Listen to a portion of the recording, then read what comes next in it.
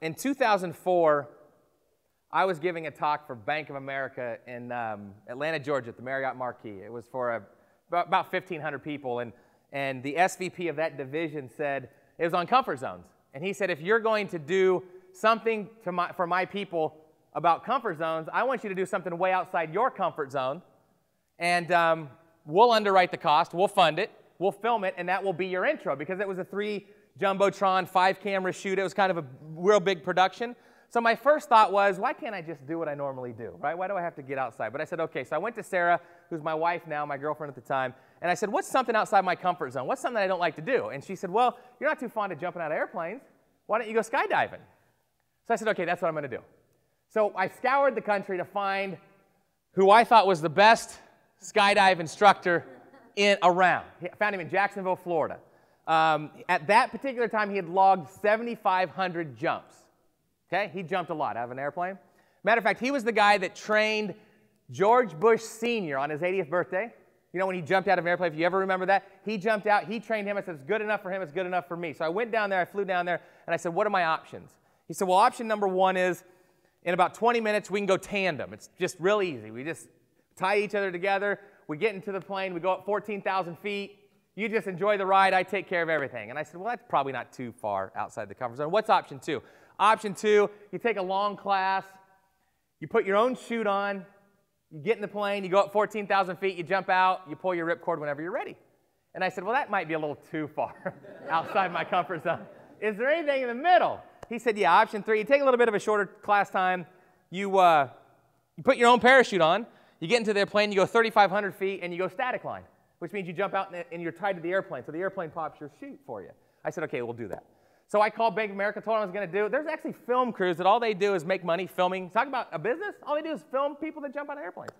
So they flew down to Jacksonville, they paid for the whole thing. So it was me, the pilot, the instructor, and the guy with the camera in a 1951 Cessna. 1 seat for the pilot, that's it. And the door wouldn't even shut. They kind of had like twist it, you know what I'm talking about? Just twist it. If I would not have gotten in this airplane, and I fly all the time, I would not have gotten in the airplane if I didn't have a parachute on, because I did not think this thing was going to fly. So we go, and if you've ever done it, you have this thing called an altimeter on your wrist. It tells you how high you're going.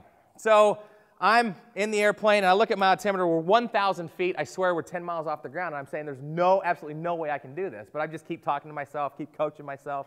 I'm saying, no, you can do this, Chad. All these emotions are going through. So we get to 3,500 feet, and the pilot goes like this. The door opens. The cameraman gets out on position. Here's your commands. First command is sit out. So you sit out of the airplane and your legs are dangling like this, right?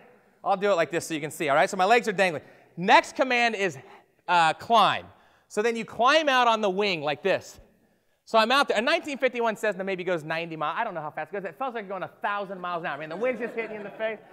The third command is hang. So then you let your feet go, and now you're hanging. You're just hanging like this, and then fly. And then you're supposed to let go and fly.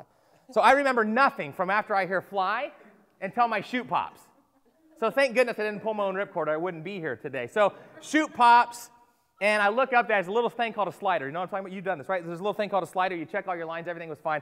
I have a one-way radio on me right here that the instructor's talking to me. Flare left, flare right. About 1,000 feet, you begin to start coming in for your landing. So I have no idea where the cameraman is. I have no idea what's going on. So I come down. I miss my landing zone by 200 yards.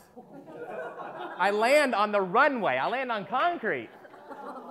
So he's like, drop one and pull. And so I'm like, what are you talking? He's talking to me. Drop one and pull. So I've got the 2 flares, and you're supposed to drop one, and then you're supposed to pull your chute in.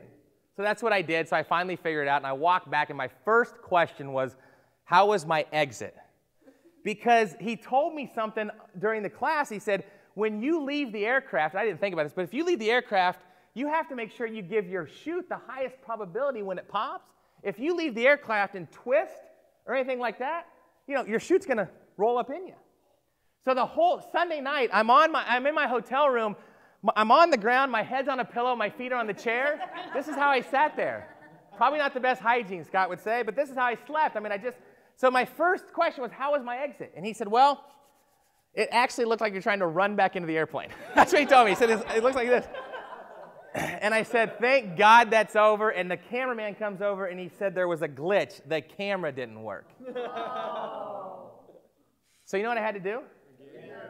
I had to watch somebody hand pack my chute, put that thing back on, put my altimeter back on, go up another 3,500, and do the whole thing all over again. This camera worked the second time, thank goodness, because I didn't know if I was going to go 3. They say that if you've ever done, they say you get this high. I never got it. I mean, I just never got the high. But I'm serious, I just never got it. So the reason I tell you that is because as you go out and start executing these dreams, as you go out and quit your intern, as you go out and set dates, as you go out and think about the things you need to do, are there going to be days where the camera doesn't work? Yeah. What do we have to do? Pack the damn chute, get in the plane, and jump again, right? And if the camera doesn't work again, pack the chute, get in the plane, and go again. That's what we have to do on a consistent basis every day that we are doing this and making sure we're moving where? Forward. And if we all do that, we're going to continue to not only hit our dreams, but you guys in this room are going to have a lot more opportunity than myself and Tim and Scott and Mitch and Dane, and you're going to be able to help a lot more people as you grow and you help them. We're also going to make this place better, and we're going to continue to find ways to attract more and more people that can continue to change the world just like you.